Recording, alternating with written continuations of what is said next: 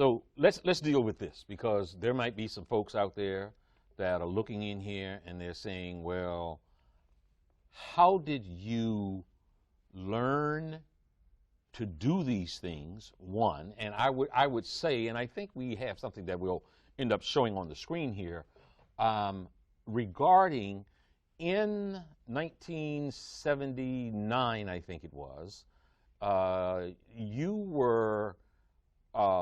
you were charged in New York City with practicing medicine without a license. You were ultimately charged, indicted, and taken before the New York Supreme Court. And I would advise my viewers who might be questioning your authenticity that you won that case.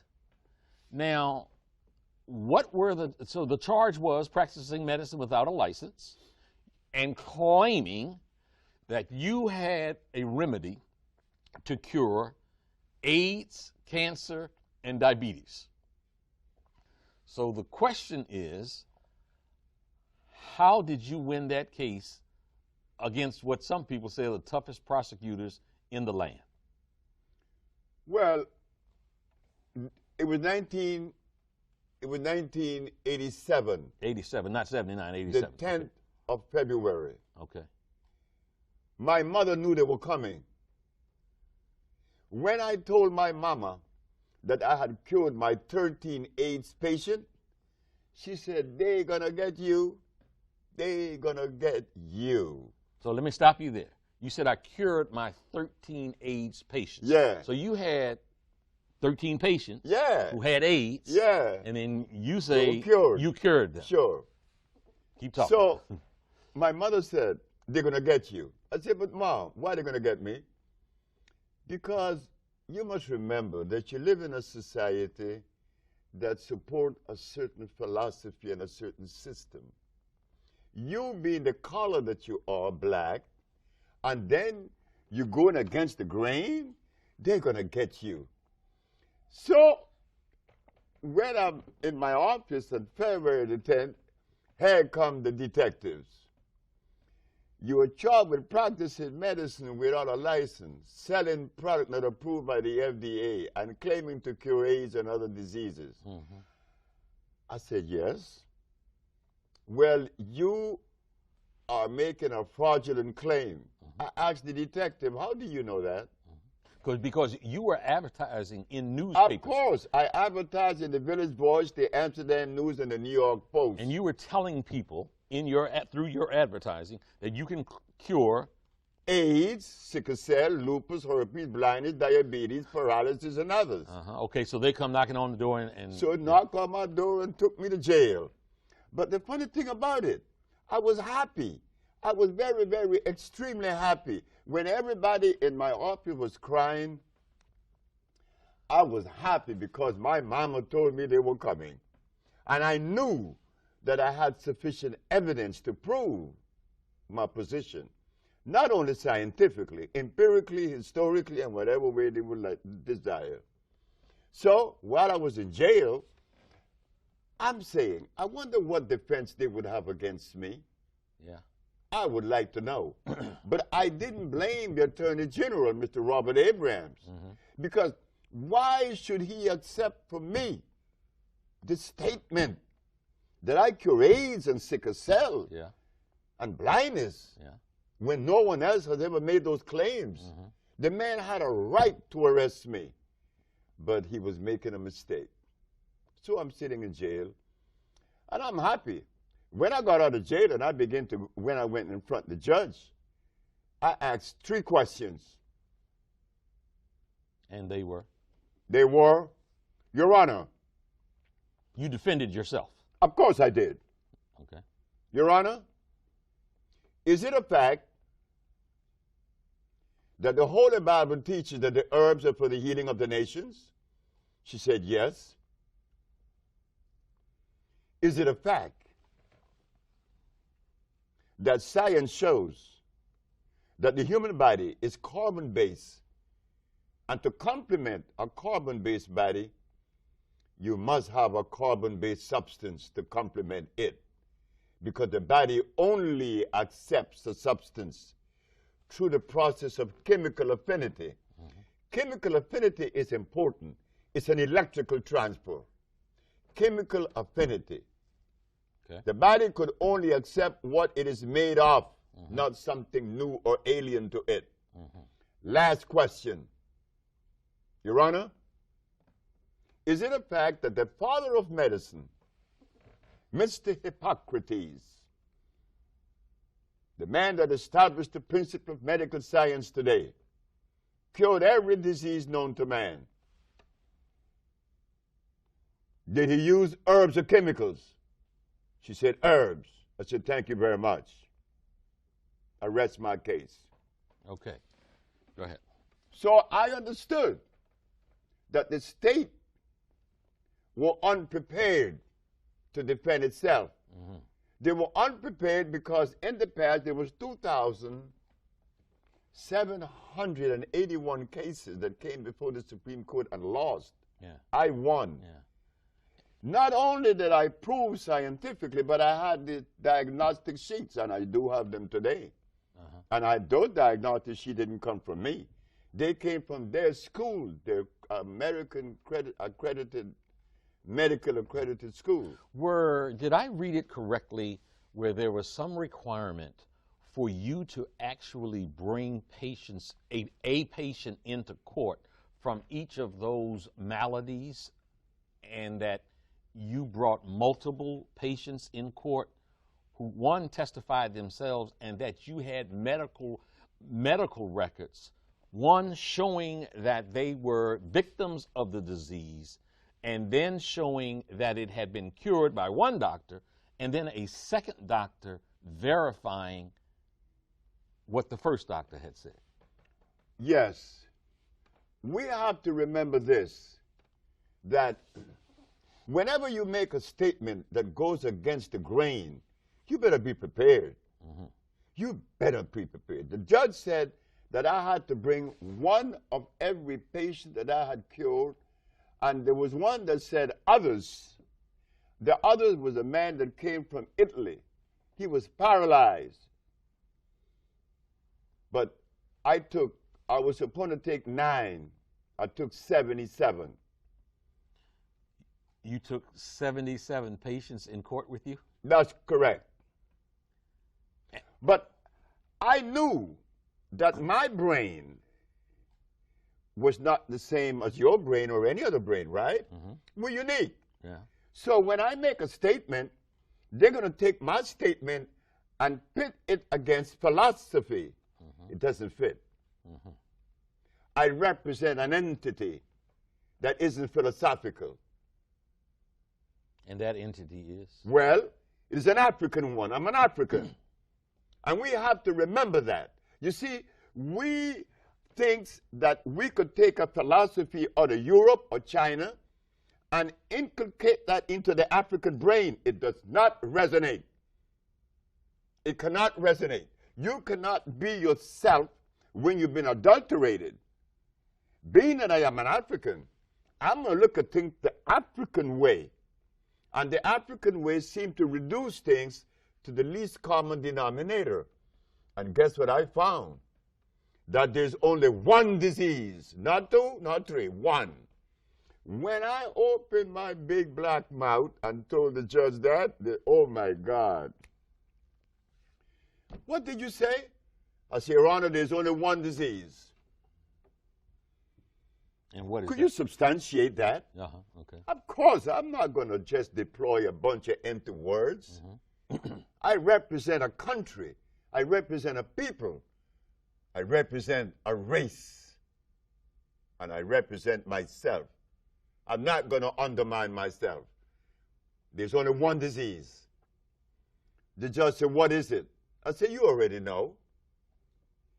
She said, try me. It was a woman, Ann Feldman. I said, Your Honor, when someone has sinusitis, what is obstructing the nasal passage? She said, mucus. And when another has bronchitis, what is obstructing the bronchial tubes? She said, mucus. And when another has pneumonia, what's covering the cells of the lungs? She said, mucus. Dr. Victor Herbert, who is defending the state of New York, jumped up and said, what about AIDS? You and your one disease theory? I said, Your Honor, this doctor is saying that I believe in a theory. I am the last individual on earth that could believe in a theory. I do not lend myself to theories or philosophy. Either I know or I don't know. Okay. He's talking about theories. Yeah. You talking about the real deal. I'm talking about reality, not theories, not philosophy. So please share with this. So she said, and what about AIDS? Yeah. I said, well, he asked about what about AIDS? He want to know where the mucus. I said, Your Honor, have you been to an AIDS ward? She said, yes. I said, what is it that the AIDS spits up every 5 minutes? She said, mucus. Where is the mucus? It's in the skin, it's in the blood, and the lymphatic system that makes up the immunological system. That is where you find the mucus, Mr. Victor Herbert. How could you agree with, how can you disagree with truth? You see, what happened, I didn't go to school. I have never been to school. I have never attended any school, kindergarten, grade school, high school, or anything. But I had parents that kept me anchored to the African way, not to the Chinese way, not to the European way, not to the Japanese way. I am an African. Were your patients all of color? No, no. I have patients that are white. I have more white patients than I have black. Okay, so this scourge that, has just run rampant, through the world, AIDS. Can you walk us through as much as you can a step-by-step process where you have a patient that has AIDS and you do XYZ or ABC, and then the patient no longer has AIDS? Can you walk us through that? Of course. When the first patient was a brother in Boston named Michael White, and a sister, she's from D.C. Her name is, oh boy, I forgot her name right now. Okay. But she told me, she said, Dr. Sabi, my brother-in-law brother has AIDS in Boston. So what do you do? I said, well, I must send him the compound. The compound that I made were made to cleanse the cells. Okay. They come in the category of phosphates, carbonates, iodides, and bromides. Now we are entering the science of biochemistry. Okay. These are food and vitalizers. I remove from the man's diet lactose, uric acid, and carbonic acid, milk, starches, and meat. By removing these things from his diet and then cleansing his cells, he began to see recovery in 24 hours. And so it went. They kicked him out of the hospital 2 weeks later. Memorial Hospital in Boston, Dr. Bonanno. Then there was a young man in D.C., Zelma Peterson is her name. Yeah. Zelma Peterson. Yeah. She was the one that introduced me to my second AIDS patient, and from then it was all the way alive. Okay. Now, you have documented. I got proof now. You have proof. Books with the documents in it, diagnostic sheets. Yeah. And the medical world still puts out that you are a quack, you're a crazy man, you're not credentialed, and that you run scams on people. But you have documented proof of healing people. Now, I know that you have you reference a compound in Honduras. You also operate out of Los Angeles. Los Angeles also. So when you get a patient now, if you have a DC patient, does that DC patient need to go to LA or Honduras? Or? No, we treat them. In fact, we send 1,000 packages a day throughout the world right now. Israel, Hong Kong, China, Russia. We have people in the village now from Russia. We have people from all over the world. We send packages all over the world. You don't have to even be in Honduras. But it is good to go to Honduras because the thermal waters are there. Yeah. And they accelerate the process of healing once you immerse your body in it and you drink it. You speak of Honduras. Now, about the medical science saying that I'm a quack, yeah. I do not blame medical science for making that statement because my race has never done anything on that level of endeavor to express itself able to cure diseases on that level, in other words. So, sure, I'm a quack, but I don't care what they say. Yeah. What I was concerned with, not medical science, because I know that they're the one that is violating. I am not the violator. Hippocrates did not establish the school of medicine by using chemicals because the chemicals cannot assimilate. A chemical cannot assimilate with the human body. An herb can because they are electrical. Okay. Herbs are electrical, and we have yet to understand that. I was concerned with the black leadership of America, not medical science.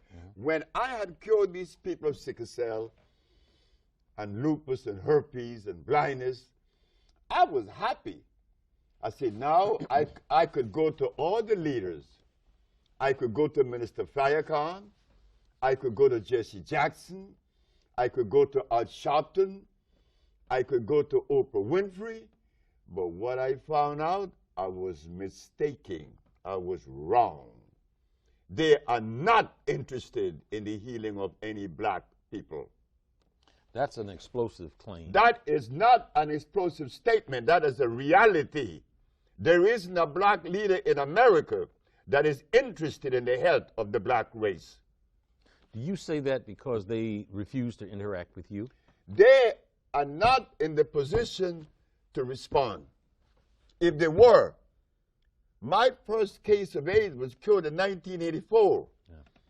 And since then, we've been curing people of lupus and herpes and cancer and blindness. Not one black leader ever said, well, let us help the brother. That you just mentioned what some people in hushed tones refer to as the C word, cancer. I have friends right now that have been victimized by that scourge of a disease. Two fairly close to me who have been going through chemotherapy.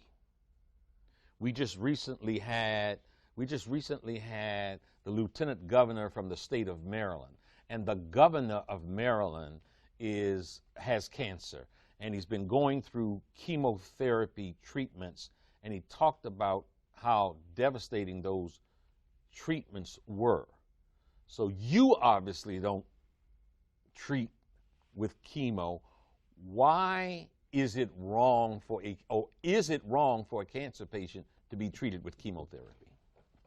Chemotherapy is an approach that destroys cells. Chemotherapy doesn't distinguish between good cells and bad cells. It destroys cells. It's an acid approach. What kind of approach? Acid. Oh, acid approach, okay. My approach is an intracellular cleansing. What causes disease in the first place? An acid condition. Well, let us sweep it out. Let us find the plants that are consistent with cleansing. You see, we just begin to wake up. We just begin to realize that we are way in a deep deficit. What do you mean by that? Well, I mean that we have never spent time in analyzing or even trying to understand the difference in our genetical predisposition. We have never understood the science of biochemistry. All of the folks that have came to us, they came to us with history, bunch of history, a lot of religion, a lot of philosophy, but none of them came with a food that would help me to live as healthy as I possibly can. Look carefully. We're not going to make excuses no more. Mm-hmm. Because if we continue to make excuses, we're going to go deeper into the deficit. Mm-hmm. Just recently, a report came out that the Christian diet need to be examined, re-examined. Because in the Christian diet, you have people eating hog, potatoes, rice, and beans. But if we take this substance to a biochemist, he's not going to find any food in any of these substances. So why do we eat these things? Then we get sick. I always use that black woman in the jungle. For some reason, she keeps showing up. This black woman in the jungle keeps showing up as setting the standards and raising the bar. Why? Tell me what you refer to when you say this black woman in the jungle. Oh, I mean, this woman was the woman that set the standards. This woman didn't die because of disease. She didn't have any hospitals in the jungle. She didn't have any doctors. She didn't have any medicine. That's why Hippocrates said that your medicine should be your food, or your food should be your medicine. Mm-hmm. Because the African people didn't have a doctor. Mm-hmm. They didn't need him. Yeah. Because they didn't have any of the substance that would violate the biology of the individual. So how long did they live? Do you and I know how long those Africans lived in the forests of Africa before the chemical people came? Furthermore, my mama wasn't naked. She was natural. Because to say that my mama was naked in the forest is to say that God made clothes.